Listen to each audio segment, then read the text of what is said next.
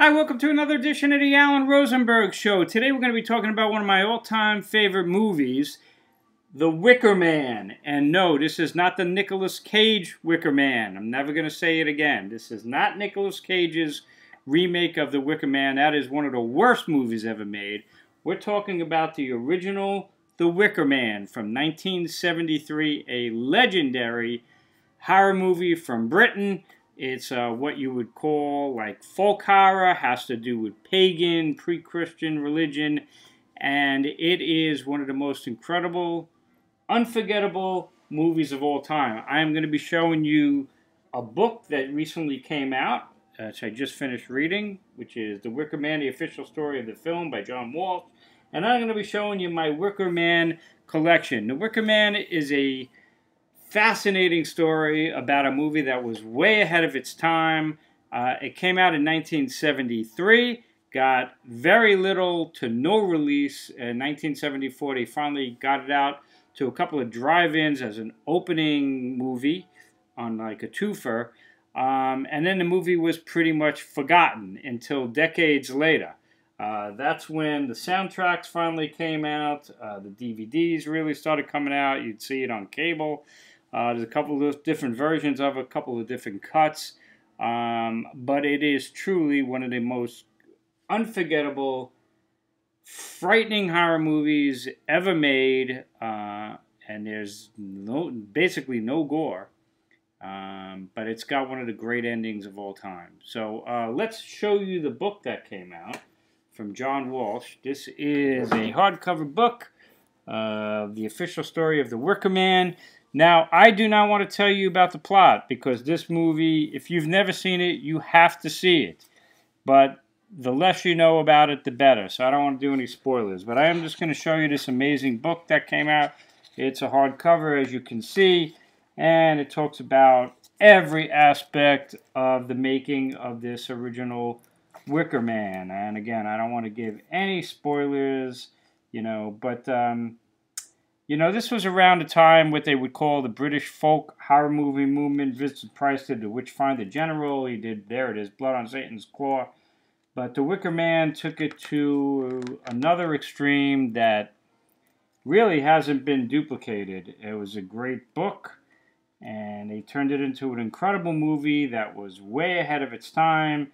Edward Woodward is the star of the film, and Nicolas Cage reprised that role and did it the complete opposite, and shows you how that can destroy a movie where Edward Woodward is very understated.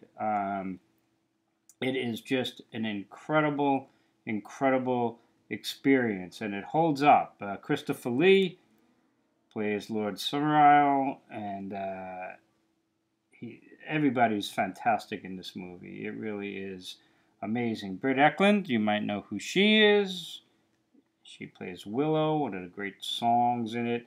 It's a really interesting movie, unlike anything you've ever seen. When they wrote the movie, Ingrid Pitt, you might know her from Hammer horror films, and she's in this movie. This movie is very erotic, very sexual, but leaves most of it to your imagination, because again, it was made in 1973. But it is showing you what that pagan lifestyle would have been like on this island off the shore of Scotland. And, shocking to Edward Woodward. That shows you how they make the movie. And like I said, this movie still holds up. I actually just watched it again this weekend, and I've seen it so many times.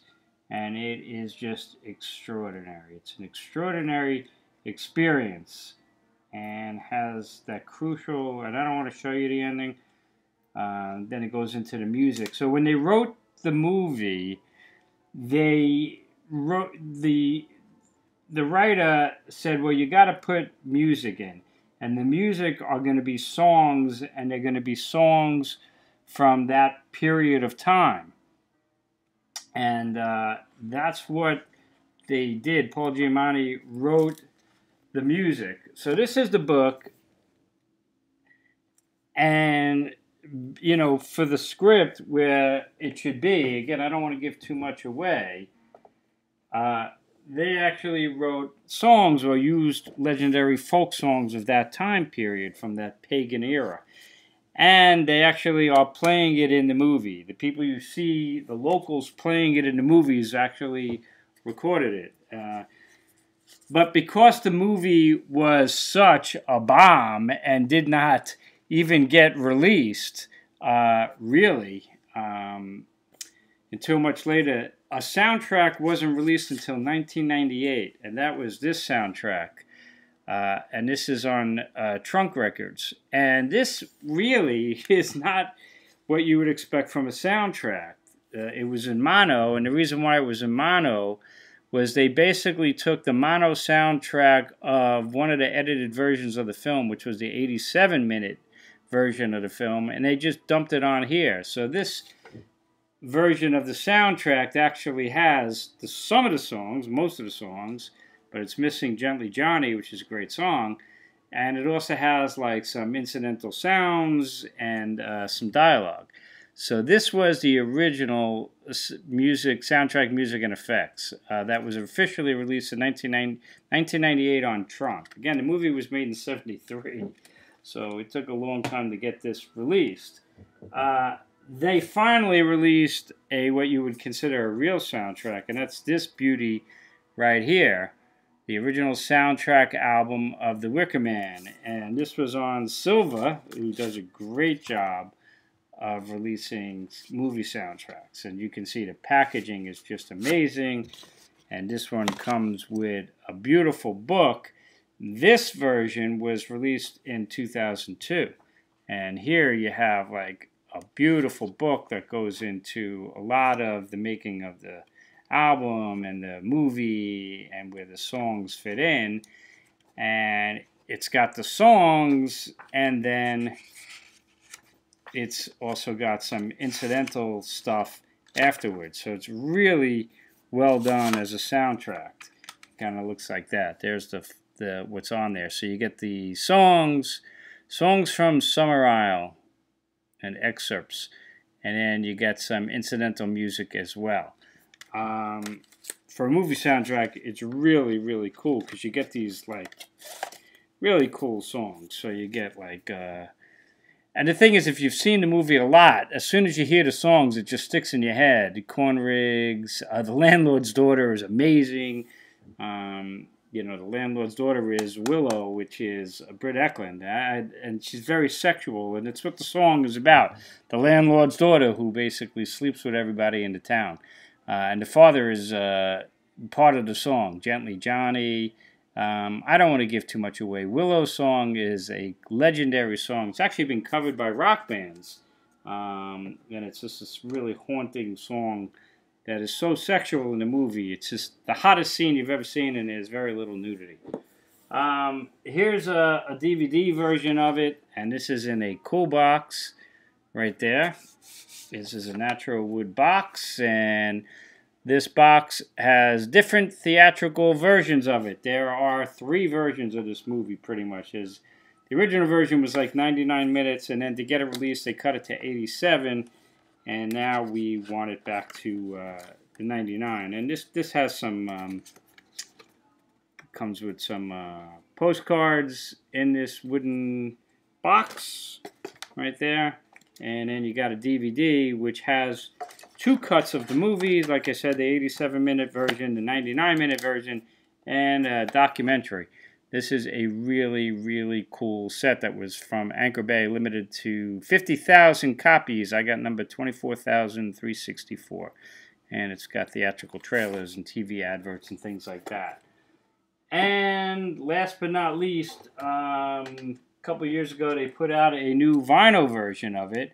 This is a really cool version of the album, the soundtrack. It's on white vinyl. They did brand new artwork, which doesn't show the Wicker Man, which is really interesting. And then when you open it up, it looks like this. Nice artwork and really sweet, beautiful virgin white vinyl. And Virgin plays a part in this movie, so kind of apropos.